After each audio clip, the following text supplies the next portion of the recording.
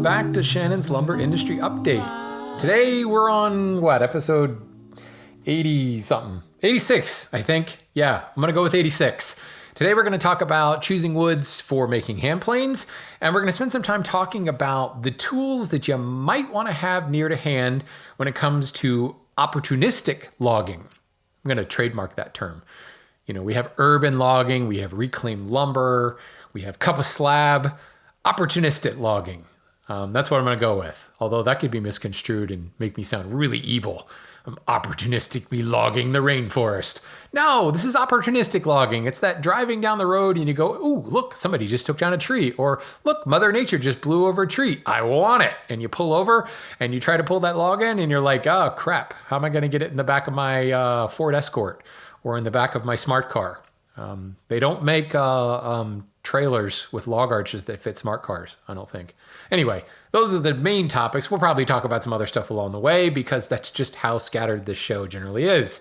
So before I get too scattered, let me make sure you guys know how to get in touch with me to submit your scattered questions. lumberupdate@gmail.com or lumberupdate.com or lumberupdate on Instagram.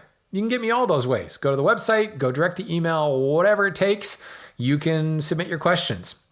Or if you want to be one of the cool kids, go to patreon.com/lumberupdate and sponsor the show and submit your question while you're there. I will most definitely answer it if you've submitted your question in the form of a Patreon sponsor. Yes, I am a mercenary. I'm happy to admit it.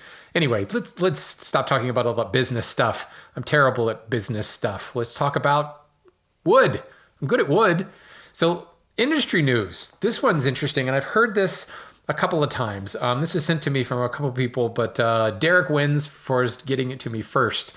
And it's an article that says the world has more trees than it did 35 years ago. Now, I've heard this spoken in very particular instances of something like Western red cedar in Canada. There are more Western red cedar trees now than there were before, all of the horrible early 19th century and late 19th century logging fiascos, all the cool black and white pictures you see of just amazing trees being cut down.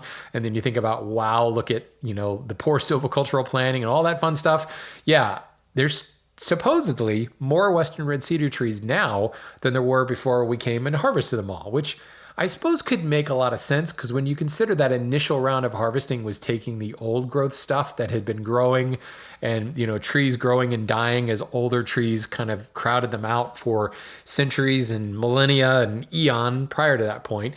Now we kind of essentially clear cut, and especially a species like Western red cedar, softwoods in general, that sprout up really quickly and are often broadcast seeded in order to grow in clumps. You imagine there's a lot more trees. If you were counting like trunks, you might say there's more trees. Now, are there as many big trees as there were before? Probably not, but there are more Western red cedar trees now than there were before that spate of clear cutting, logging, and all that. This story, this is, where the heck is this?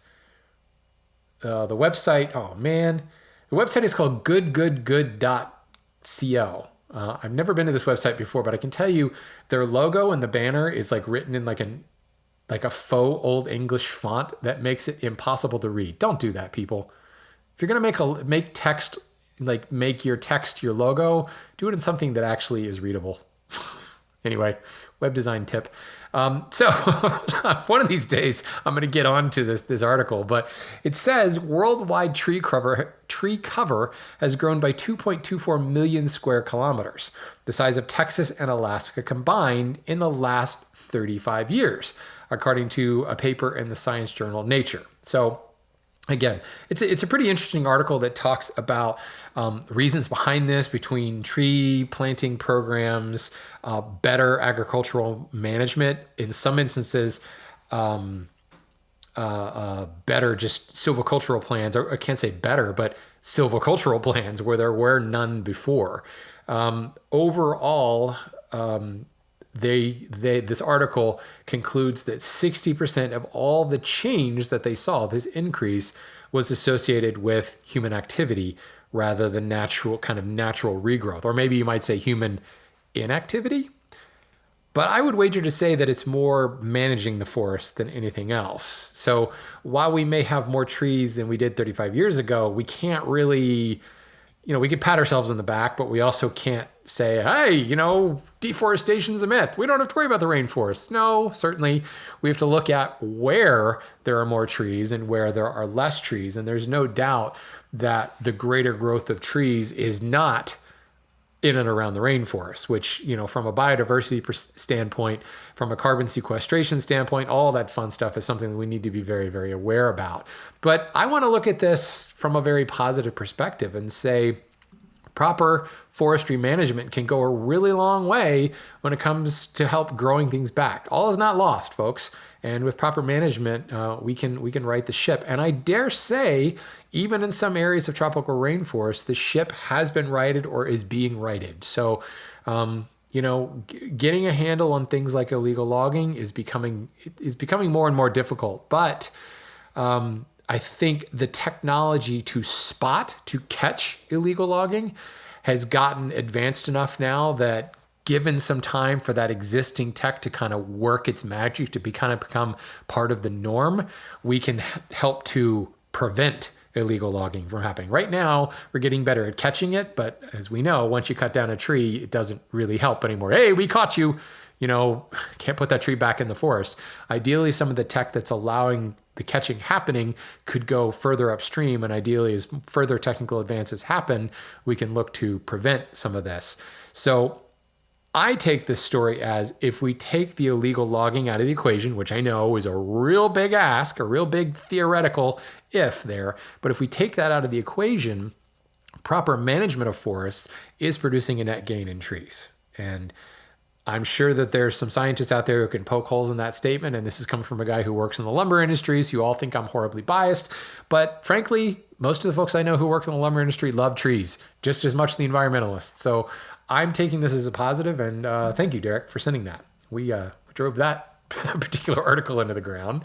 I wanted to look at some feedback in the episode where, oh shoot, now I forgot who it was who wrote in, who said that he took down that walnut tree and it was all sap. I can't remember if I said it on the show, but he definitely told me that it was an English walnut tree. Well, you guys remember David Barman from Epilogue Lumber that I had on several shows ago? David actually chimed in on Instagram and said that the image, it was the featured image of that episode, also in my Instagram post. He said that feature image was actually of an English walnut, and that particular species is really known for having a large amount of sapwood. So somewhere in the line, I knew that it was an English walnut. I don't think I said it on the show, but I did not know that there was such a stark difference between the amounts of sapwood between English walnut and like American black walnut. It doesn't surprise me, especially when you think about the climate and the soil chemistry differences with all the rain that they get over in England. Certainly, I would expect there to be a greater amount of sapwood, at least in its earlier growth rates. But interesting. Thank you, David. It's always fun when we've got these people who've been on the show who then chime in and, they kind of lend some expertise, because we spent, an hour talking to David and he definitely knows his stuff. So again, thanks, David.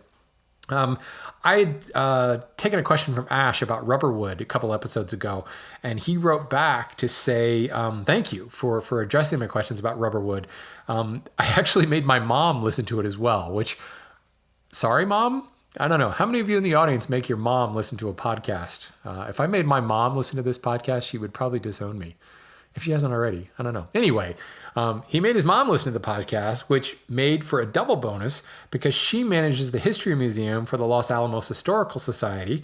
And I've been trying to get her to let me source some old lumber from some of the historical properties in order to repurpose it and make some things to sell out of the museum gift shop. So this goes back to another episode when I talked about getting your hands on historical properties, historical landmark lumber. Make your mom listen to this podcast and you might actually get access to that. So Ash goes on to say that he's been given access to anything available over the course of the upcoming remodel of the late Dr. Oppenheimer's personal home. Really, I think you need to grab like a stud, make a bench out of it, and carve into the front, "I am become death, the destroyer of worlds."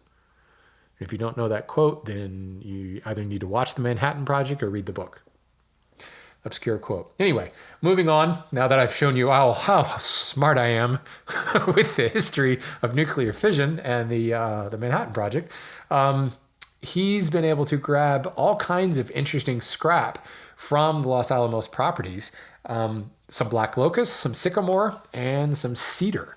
So this is really cool. Again, there's free lumber, different species of lumber, but also a story behind this lumber. And stay tuned, because coming soon, I'm going to have a whole episode focused on reclaimed lumber. And some of this I think would qualify as reclaimed lumber, but this is reclaimed lumber of specific, significant historical value.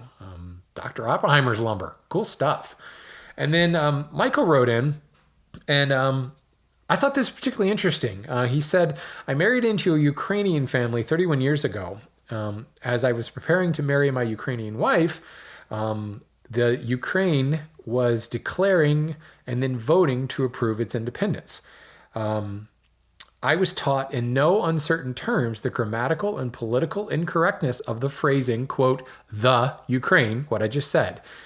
That phrasing perpetuates Russian imperialism. It comes from the fact that the old Slavic root of Ukraine means borderlands. And that's why the Soviet Russian term was always translated here as the Ukraine, the borderlands. To them, meaning the Ukrainians, that kind of takes away the unique history of Ukraine and kind of denies its sovereignty. So interesting point. He wrote this as not kind of wagging his finger trying to correct me, but to kind of point out the history. And that's really cool, because I don't know that I've ever really thought about it. I remember hearing the Ukraine many times. I've also remember hearing Ukraine. I honestly don't know that I paid attention to why the direct article was used in certain instances, but now I know kind of the history, and I will definitely make a habit of trying to say Ukraine. And that goes for the rest of the people in the audience. If you hear people like me botching and saying the Ukraine, you don't have to correct them and be that guy, the smartest guy in the room. But I think it's a particularly interesting history lesson that has absolutely nothing to do with the lumber industry, but reminds me of when I went to visit Greece, and I was told in no uncertain terms by a local that the name of the country is not Greece, it's Hellas. So there we go. Now we know. Now you won't offend any Ukrainians. In fact, you might gain the respect when you refer to their country as Ukraine, not the Ukraine. Like I said, this show kind of goes off the rails sometimes. I really should do this show with more guests and co-hosts, because they keep me on track.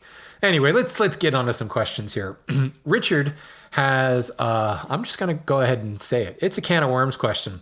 He says, I'm looking to build a series of hand planes, and I've been looking at alternate lumber types since it's so hard to find beech in sufficient rough dimensions.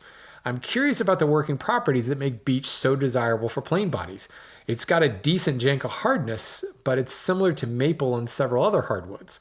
I already built a 15-inch jack plane in cherry, which has a better TR, tangential radial ratio, but it's enough softer that I think I want to try something else going forward. So just for reference, folks, cherry has a Janka hardness of about 850. Beech, oh shoot, I'm forgetting. I wanted to say it was 2,300, but I should get my facts straight before I do that. Maybe it's more, he says it's similar to maple. Maple is 1,450. Maybe I'm mixing it up with birch, but I was almost positive that beech was, no, it's 1,450. I'm wrong. Maybe I'm thinking of a different beech. No, all right, I have no idea what I'm talking about. So 1,450, yeah. So it's basically identical to hard maple. Yeah, we've got that out of the way. So he says, I use cherry, but again, cherry, we're talking about half the hardness of beech. So I was thinking of sapele. Its Janka hardness is similar to beech. Sapele is about 1520, 1550. It has a more stable TR ratio, and while beech has a higher modulus of elasticity, I have to think that wouldn't be much of a factor for hand planes. Good for you. You're right. Unlike beech, sapele has the advantage of being able to be found in 16-quarter quarter-sawn stock at relatively reasonable prices across most of the U.S., which will help a lot when I'm ready to start on hollows and rounds.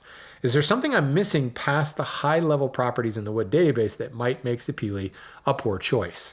So I really wanted to highlight this question because this shows some of you, at least one of you, is listening to everything I preach on here about using the technical properties to apply to whatever it is you want to do. What are you trying to make? And when he said, modulus elasticity, and then went on to say, I don't think it matters with hand planes, he gets a gold star, 2 gold stars, because it's absolutely right. The bending strength and the stiffness makes no difference. I mean, even if you're building a joiner plane, say you're building like a Cooper's plane, for God's sake, like a 50, 60 inch long Cooper's plane, which how many people are doing that? Typical joiner's plane, 24 inches long. Over that length, the bending strength and the stiffness is just not going to be tested. Moreover, think about how you use a plane. Are we going to be using a 24 inch long joiner plane on the corner of a board so that just the corner is pressing into the sole and we're causing deflection? Even then, the corner of a board over a 24-inch board, the amount of deflection you get would be so little, the stiffness doesn't matter. The bending strength doesn't matter, because ultimately you're using a joiner plane because you want that long sole. You want as much of the sole in contact with the wood as possible, meaning the bending strength is irrelevant because the bending strength is supported by the board in which you're planing, which is supported by the workbench you're planing on, supported by the floor, all that stuff. So modulus of elasticity and modulus of rupture are irrelevant. So you don't even have to look at those numbers. Janka hardness, I would say, is a big deal because obviously if the plane is really, really soft, you could dent it, just by dropping it on the bench, or you could dent it by, say you're putting a chamfer, say you're using like Western red cedar, like 300 Janka hardness, and you're leaning that joiner plane on its side to put a chamfer on a hard maple board. That hard maple board is going to wear a groove in your plane in seconds. If not cut a groove, it's going to deform it in a real problem. So you can imagine doing this time and time again, or just planing time and time again with a softer wood like that. It's going to cause problems. He mentions hollows and rounds as well. Imagine those tiny little arices on the side of the hollow plane in a soft wood. Those would deform instantly. Not to mention, if you built a rabbet plane, and you need that sharp inside corner to stay sharp all the time, which is why people box their rabbet planes and put persimmon or boxwood or something in that inside corner. That hardness is a really big deal. I would say Janka hardness would be the most important. Next would be its stability. And it's great that Richard doesn't talk about tangential or radial movement. He talks about TR ratio, the tangential radial ratio. That's a better number of how stable the wood is. So if you had a TR ratio of 1, it's perfectly isometric. It's going to expand and contract evenly in both the X and Y coordinates, if it were 2 dimensions. Just forget about the Z coordinate. So TR, the closer to 1 the TR is, the better. Now, even the most unstable of woods doesn't really climb much out of the 1 point something, 1.9. I've certainly seen 2. I think I've seen 2.5, and now I don't remember where. That's an interesting question. We often talk about what's the most stable wood. What's the least stable wood out there? I don't know the answer to that. If anybody does, write in and let me know.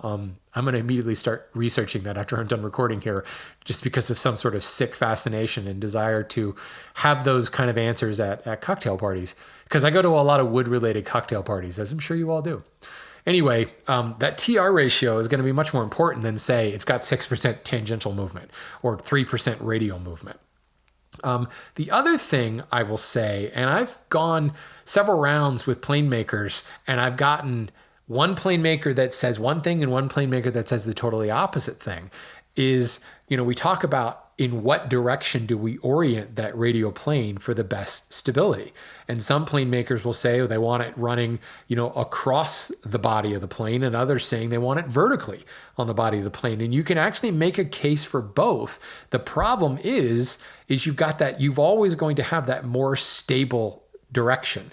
So where do you want your stability? And that's how you would orient the plane. So I think you could actually say both of those plane makers are right. And dependent upon the type of plane and where you want the most stability, you might orient that radial plane slightly differently. If you've got a really narrow plane but a really long sole, you might want a greater radial dimension along its length.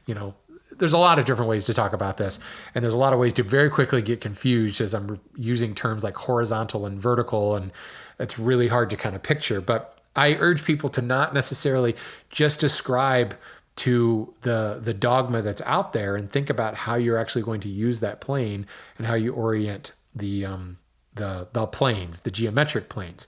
But the important thing here is not how little or how much it moves in one plane, but how much it moves in relation to the other plane, the tangential plane or the radial plane, whichever one we're not talking about here. And that's where the TR ratio becomes particularly important. So when we look at, I'm just going to go with European beach. It has a TR ratio of 2.0. That's pretty damn high. So you immediately have to go, well, what the hell? Like, why was European beach? And by the way, American beach is 2.2. It's even less stable. So we're talking about Fagus grandifolia for American beach and Fagus sylvatica. Again, same genus, very little difference between the two species. Although, as we just learned, American beach is slightly less stable. It's also a little bit softer than European beach. But for most vintage planes, London planes, things like that, we're talking European beach. It's got a really high TR ratio, 2.0. So that tangential plane is moving twice as much as the radial plane. So you can imagine that kind of disparity would cause real problems. So why the hell was it used for so many wooden planes? And I've had this question brought up a couple of times, and I've talked to longtime plane makers. I've talked to historians. I've talked to folks at Winter about this. And in the end, it comes down to availability. European beach was freaking everywhere. And it was easy to get in those larger blanks because of the way the tree grew. There became a market demand for that particular tree and those particular size blanks for making planes. So when the sawyers went out into the woods to cut down the tree, what did they do? They cut it into plane-sized billets because they had customers for it. What don't we have a lot of today? Wooden plane makers. So guess what the sawyers are not doing?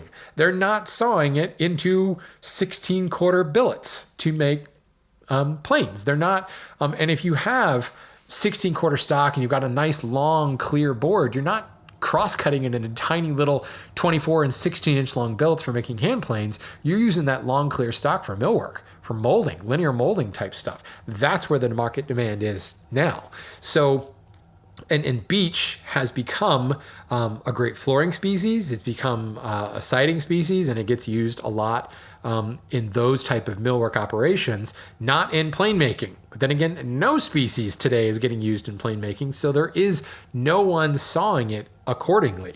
A lot of the professional plane makers I know you ask them, where do you get your stock? They formed a relationship with a sawyer, basically, and they have created a demand for that sawyer to saw specifically for them. That's where that material is coming from. There's not some super secret sawyer somewhere out there sawing wooden plane blanks just out of the kindness of his heart. So that is why beech was so common, because it was local and it was hard. It was hard. And when you think of the British Isles, for that matter, think of most of continental Europe, and you think about what's most important when I'm making this wooden plane? Hardness. So think about the species that were readily available. Well, oak, certainly. European oak, English oak has a good amount of hardness, but because it's a ring porous wood and it's a particularly large pored wood, it's got that very open grain surface, which isn't going to wear as well. All of those ordered rings of pores in a ring porous wood means you've got all of your dead air, your low density stuff, all grouped together in one spot, which can cause uneven wearing over time. Also, as you're actually cutting the plane billet and you're cutting the sole, if you've got multiple growth rings represented on that sole, you're going to have little pockets of air which are going to wear unevenly over time. It's the same reason that you have to pore fill oak in order to get a French polished super smooth mirror finish, because there's too many wide open pockets in there. It's a heck of a lot easier to get a mirror smooth glass Miller French polish on hard maple or beech because the pores are super, super tiny. So the hard woods were all ring porous woods. The really hard woods that were not ring porous woods in Europe and Great Britain, it was beech, folks. And that is why beech got used so much. So today, if you want to make a wooden hand plane, We have the entire globe available to us. It is a global economy. We've uncovered all these woods that Christopher Columbus went and found. And now we're able to import wood from 6 continents. I don't think there's any wood in Antarctica. I'm almost positive. No, there's no trees in Antarctica, you idiot. 6 continents. We're bringing wood in from all over the place. So we can get, if ultimately the technical property we need to be concerned about is hardness, then focus on hardness. Well, let me just say hardness and porosity.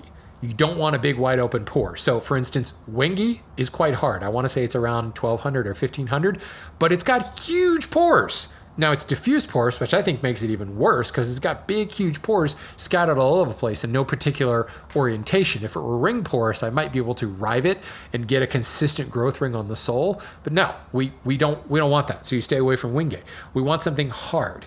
Well, you can look at beech and say, okay, 1450, so let's find something in the 1450 range. I will, however, tell you that I have a half set of hollows and rounds made by Matt Vickford in cherry that I've now been using for more than 10 years. Perfectly fine. They wear perfectly fine. And they're quite small. And all of my hollows with those fine little arices on flanking the hollow have worn just fine. No problems whatsoever. So I might even venture to say that 850 is plenty hard enough for a wooden hand plane. You just have to think about how you're using it.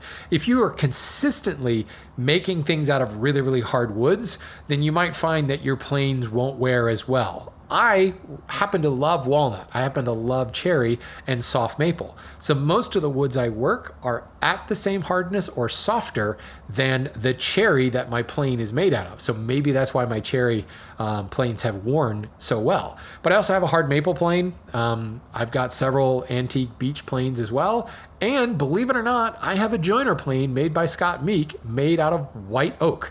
And everything I just said about ring porous woods, white oak is most definitely a ring porous wood, but it's got its pores kind of filled with tylose. So maybe that has something to do with it. But at the same time, I also have to think about like, how often do I use that white oak plane? And how long have I had that white oak plane? I think I've had it 8 years, 9 years. I've used it a fair bit, but a fair bit for me is nothing compared to a professional furniture maker, let alone like a millwork house back in the day that was still using hand planes. The wear and tear that the average hobbyist woodworker is going to put on something is, night and day difference than a professional woodworker. But a professional woodworker, putting 8 hours, 10 hours, 12 hours a day in their shop every single day is probably still not going to put enough wear and tear into a wooden hand plane. So, yes, tradition is a great thing. Yes, beech planes are really, really cool. And you kind of look to our forefathers and say, well, if it worked for them, why should I do anything different? Well, the reason is it's hard to find beech, as Richard said, in these large billets. So when it comes to finding another species, focus on hardness. You can look at the TR ratio, but if you want to focus on hardness and TR ratio, you can do a hell of a lot better than beech. Cherry, for example, is better from a TR perspective. Maple, I think hard maple is even better. I want to say it's TR of like 1.7. I could be wrong there. But again, I would focus on hardness more than anything else. I know for a fact that Phil Edwards of Philly Planes in Great Britain uses mostly Goncalo Alves for all his planes. Way harder than beech. I don't know its TR ratio off the top of my head, but it doesn't really matter.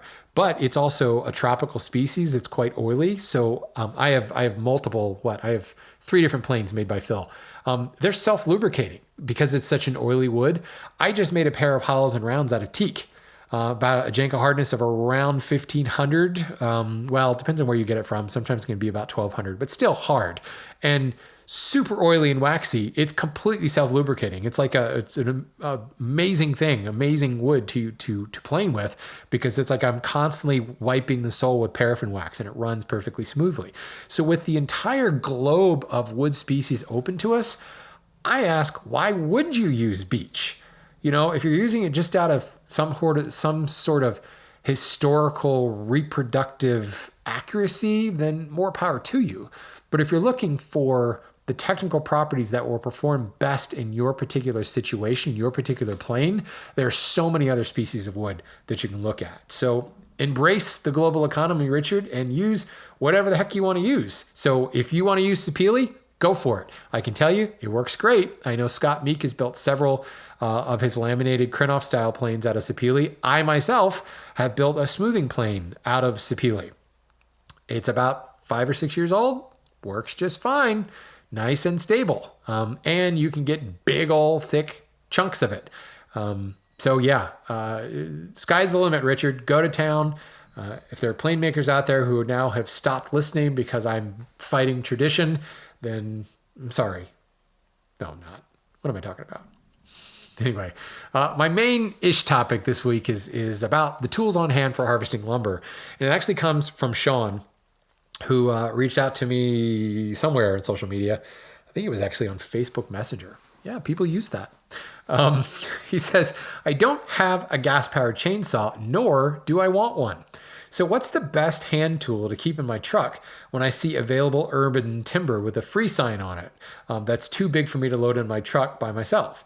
For context, I'm not looking to mill long boards, but rather turning pieces from 10-inch bowls to tool handles, as well as the occasional non-turning piece that requires milling of shorter boards for projects, boards less than 2 feet long. I have an axe, a hatchet, a garbage bow saw from Harbor Freight, a modern bandsaw with hardened teeth, and a few traditional hand saws. Would a traditional turning saw be a good tool to make or purchase for this use? Thanks for the great info. So I'm going to get pedantic at this point and go into semantics. Pedantic and semantic, it rhymes. A turning saw is a type of frame saw. In the spectrum of frame saws, it's on the lower end or the smaller end. The smallest frame saw being the fret saw, then the coping saw, then the turning saw, just based on the size of the frame.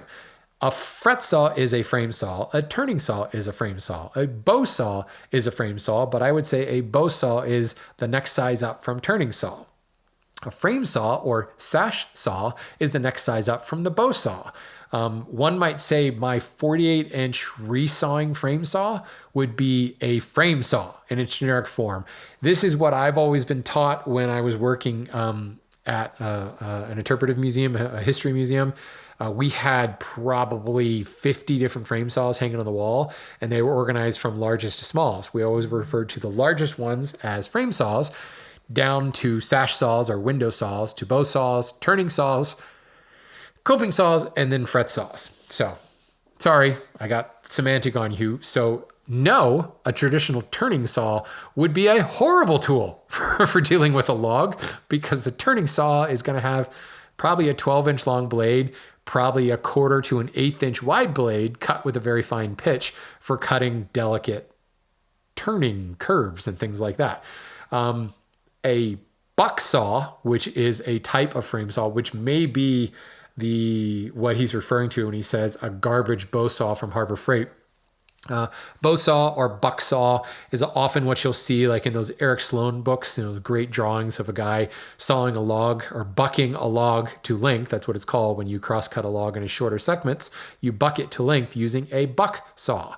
So if you were to go old school and have a hand saw in the trunk of your car, I would suggest a buck saw is a good option. They're going to vary in size a little bit, and certainly the pitch of the tooth is going to vary a little. Some even the tooth pattern. Some of them use a traditional, like a sawtooth pattern that we know of today. We see in most of our hand saws. Some of them use even use a perforated lance pattern, like you see in larger crosscut saws. But when you get a log that's more than about 12 to 18 inches in diameter, a buck saw is really slow work. Now, if it's freshly sharpened, it will do a good job. And if the tree was freshly felled, so it's still quite wet, it will work, but it's still going to be a slow operation. And you're going to be best to have support so that the log doesn't shift around on you and bind, because the kerf of a buck saw is going to be narrow enough that it will very easily pinch as the log shifts on the ground or if it's unevenly supported. So that's the other thing we'll get to on our toolbox in addition to saws, is some way to support that log. Honestly, I find the more modern method, and I'm with you, by the way, Sean, I don't particularly want a gas chainsaw. And if I had a gas powered chainsaw, I wouldn't keep it in the trunk of my car with a tank of gasoline. No, no, no, folks, bad. Now he does say he has a truck, so it might be better to keep it in, the open truck bed, but still. Don't scoff at electric chainsaws. Cordless tools have come leaps and bounds. I mean, they make cordless table saws and cordless chop saws that I've personally used at our mill that work fantastic. Great power in the things. I have a cordless chainsaw. It's a cheapo Ryobi I bought at Home Depot, but I bucked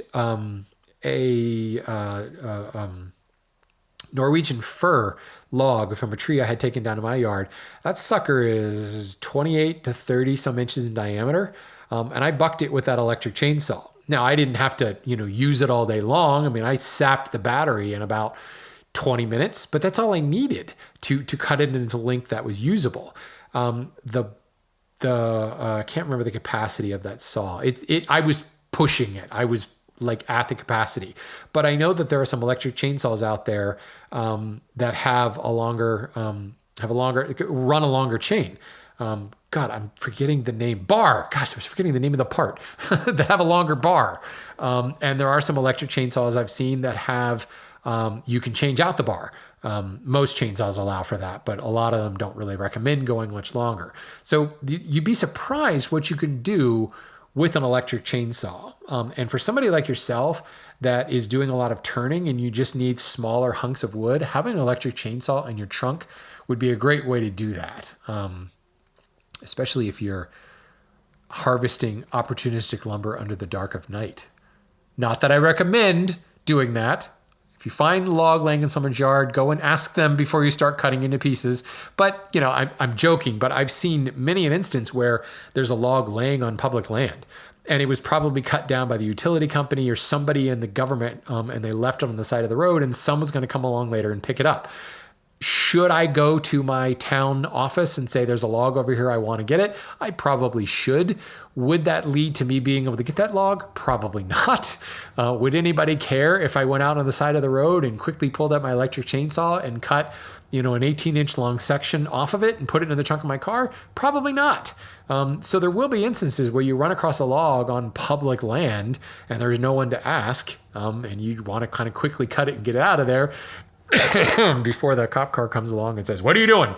Again, I do not endorse clandestine log harvesting, but you get the point. Going out there with a buck saw could take you quite a bit longer. And if it's pouring down rain, it's cold, and it's freezing outside, the chainsaw is going to go a lot longer as a useful tool, and you don't have to keep it filled with gas. You don't have to have a gas tank in the trunk and all that fun stuff. But let's talk about the other stuff. I mean, if you just don't want to use a chainsaw, I would say a buck saw is a good idea. You can buy one-man crosscut saws. There are companies out there that still make them today. You can also buy them vintage. You need to be comfortable sharpening a saw. I wouldn't recommend. I have a 36-inch saw, and that sucker is really nice. It cuts really well, but it's quite an expensive saw. It's also 36 inches. Doesn't exactly take up little space in the trunk of your car. But you could actually find, you can find like typical 28 or 26 or 28 inch long hand saws that have big old crosscut teeth. We'll even have perforated lance tooth patterns on them. Those are another option. I do think the buck saw is probably the most efficient option, as it can be broken down and stored relatively easily. But let's talk about the other things. Say you've seen that log in someone's yard that the tree removal company already bucked to length, and they've got rounds that are 12 inches, 18 inches long, but those suckers are still super heavy, and you're not going to lift it into the back of your car by yourself. I think, and the tools that I use the most when it comes to harvesting logs like this is a sledge and a wedge. Well, wedges, I should say.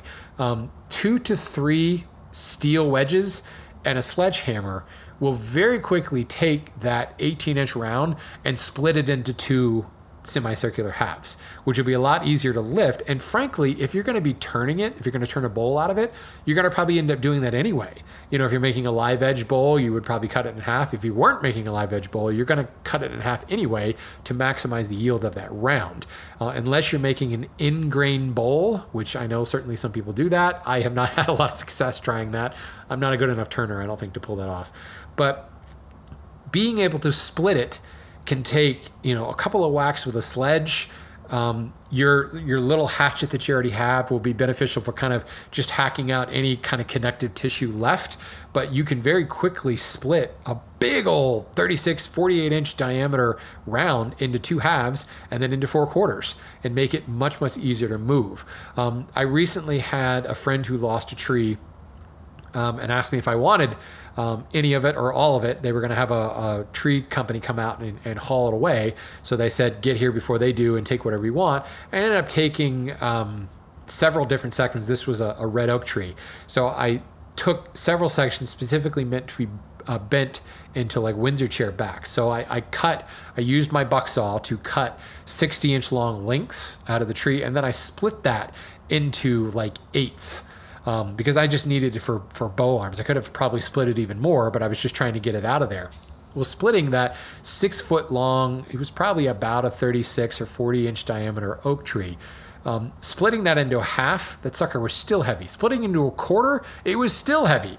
But splitting it down to 8ths made it, heavy lumber that I could very easily load. More importantly, I could stack it. I don't have a pickup truck. I was able to stack it in my hatchback relatively easily and get it out of there. I then also bucked out several 24 and 36 inch long links and then split them up to make spindles. So knowing what I was looking for, that I was going to make chair parts out of it, right there on site using 3 different steel wedges and a sledgehammer, I was able to do it. Now I used my buck saw as well to cut it to those lengths, because obviously the shorter the length of round, the easier and faster it is going to be able to split, and certainly the lighter it's going to be. But wedge and sledge, an amazing tool. And you can make a wooden wedge, also known as a glut, that can be really beneficial. So you have a couple of steel wedges and then a larger faced glut that you've made out of something that's not going to split apart on you, like dogwood or whatever, can be a super lightweight and very effective tool. Once you've gotten the split started, taking that big old glut and driving it in will really split a log apart very quickly. And that's something you don't have to buy, you can make. Gloves, maybe I'm a weakling. Let's face it, I do spend a lot of time working in front of a computer, so I've got lily white soft hands, I suppose. But I'm not worried about splinters. For me personally, I get poison ivy if I come within a mile of the plant. So every time I'm moving a log around, I never know. I feel like the older I've gotten, the more prone I am to getting a rash or sneezing or becoming congested because of something I picked up off a tree.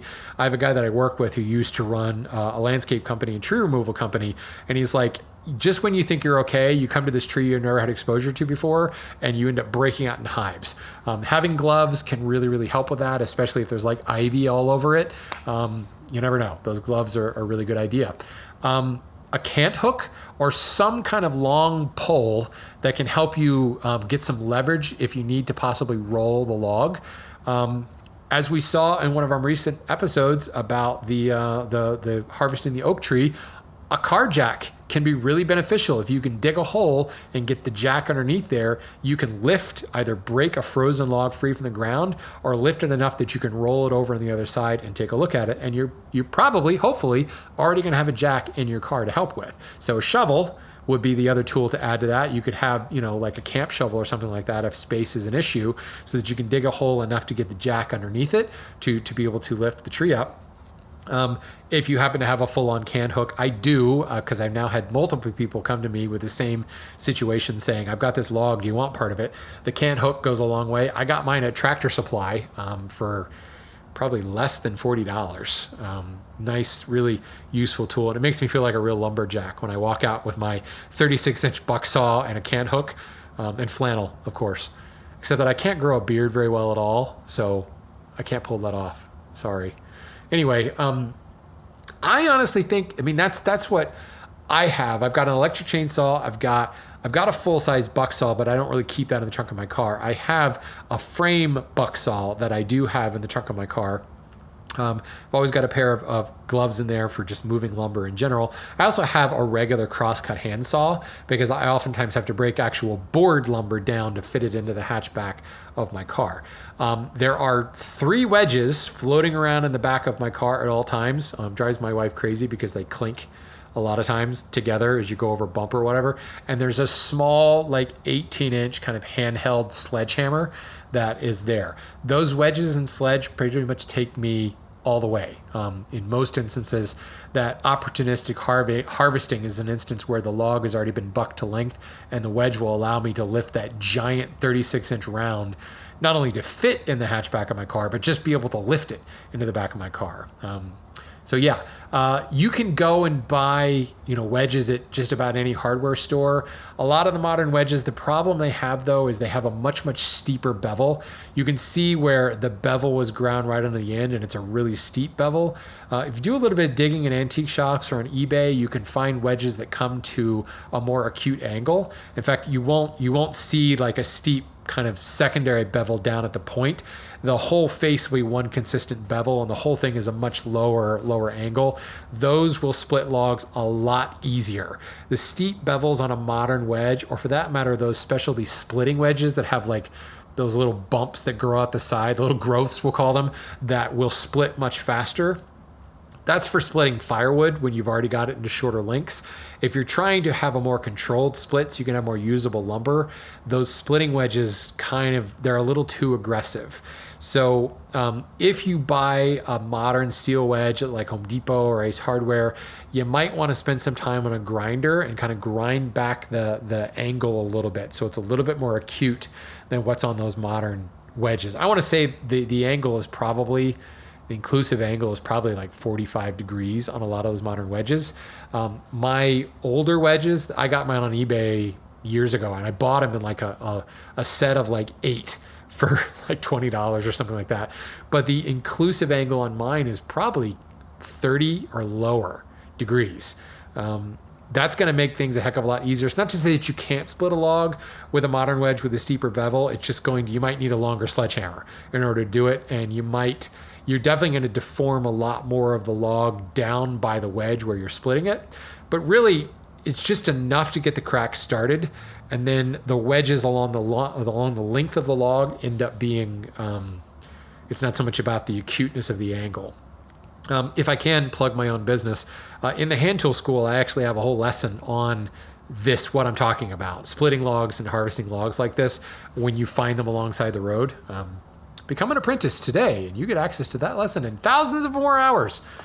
I think that's the first time in 86 episodes I've done a commercial for the hand tool school. You would think, as a businessman, that I would talk about the hand tool school more often, but I don't.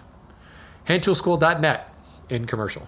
So anyway, mainly that's what I would say, Sean, for your toolkit.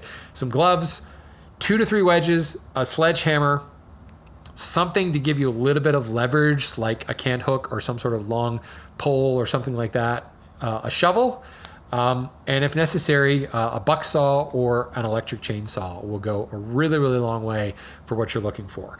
But I know there's a lot of you listening right now who know exactly what I'm talking about when it comes to opportunistic harvesting here. And what do you have in your toolkit? What have you had success with? What was that like, man, I wish I had bought this years ago type tool? And what would you suggest to somebody like Sean and like me, who frankly don't want to have a bunch of gas-powered chainsaws floating around? I know, I got to turn in my Matt Cremona woodworker card because I don't want to have a big giant chainsaw because I'm compensating for being small elsewhere. Yes, I just said it. I said it. And Matt does listen to the show from time to time. So yeah, you know it, buddy. Anyway, now that the show has gone even more off the rails, let's move on. But yes, I'd love for people to write in or email in or voicemail in or whatever, and let me know what you have in your opportunistic logging toolkit. Okay. I did have one other kind of log question that I wanted to touch on because it does touch back on a previous episode. Kevin wrote in and said, I was listening to the episode where you talked about the shelf life of logs. My father-in-law has a sawmill, but he's basically exclusively sawing trees that have come down in storms. Does anything about your answer change for trees that have come down by themselves as opposed to logs that have been felled for lumber purposes? Not really. So again, my original whole idea about the shelf life was you actually probably have quite a bit more time than you think you do. If a tree fell down by itself, you do have to ask, how did it come down? If it came down in a storm, there's a greater chance that the tree is really no different than one that was felled for lumber. Although, if there was some rotting, maybe that's what caused the tree to be blown down. Maybe it had become weakened enough that it was able to blow over in a storm. I know a lot of what I see is actually the whole tree went over and like uprooted the bulb on the bottom. And a lot of times that has to do with just a lot of water. So the soil became really soft and the tree just blew over. So the trunk itself didn't break. If you see something like that, there's absolutely nothing wrong with that log. And it would be really the same as anything that was specifically felled for lumber purposes. So no, the same things would apply there. If, however, you find a tree that has a severely rotted center, you look at that log wherever it's broken or it's been sawn and it's hollow in the middle, or you see really soft, punky, rotten wood in the middle, that's something you may have to worry about. As far as the shelf life, though, if you seal the ends, you're still going to have some shelf life to work with. Just getting the water out of there is going to help a fair bit. But the biggest issue you may have to run into there is bugs. If it's already starting to rot, it's nice and sweet and gooey inside, like the inside of a Twinkie. So you're going to have all manner of bugs and Woody Harrelson trying to get to the gooey innard of that Twinkie. So that's an instance where you might want to, if you definitely want to saw it, you probably want to saw it sooner rather than later, and you definitely want to get it into a kiln. But you also may make that one saw cut and realize, no, this is not going to work. So, if the tree looks perfectly fine, I don't think it's going to matter much, much different from my original answer in that episode about the shelf life of logs. If it is clearly rotten, I think your shelf life is substantially shorter. But you never know. I mean, there's so many things from the species of the wood to what's eating it, to how long it's been laying on the ground, to how much bark is there, what kind of sapwood was on the tree, where the soil chemistry was. All those things could affect that. But I think just as a rule of thumb, if it fell over because it's rotten, your shelf life is dramatically reduced and it may not be usable at all. So thanks, Kevin. That was a good question to kind of shed just a little bit more light on that particular episode, because I don't want people thinking this rotten log, I'll just put anchor seal on it and I'll be good to go for 7 more years. You probably end up with a lot more bugs and a Twinkie center. So that being said, folks, I think that brings me to the end of my show for the week. This one was really scattered. I probably should make sure that I don't have low blood sugar and have already eaten before I film this show, because I don't think my thoughts are making a lot of sense, because all I can think about is I need to go eat something. So with that being said, folks, thank you everyone who wrote in with questions, some good questions this week. I'd love to hear from you on what your opportunistic logging toolkit looks like, what recommendations you may have for somebody wanting to do some of their own opportunistic logging. And in the meantime, until you have your opportunistic logging kit, go buy some lumber.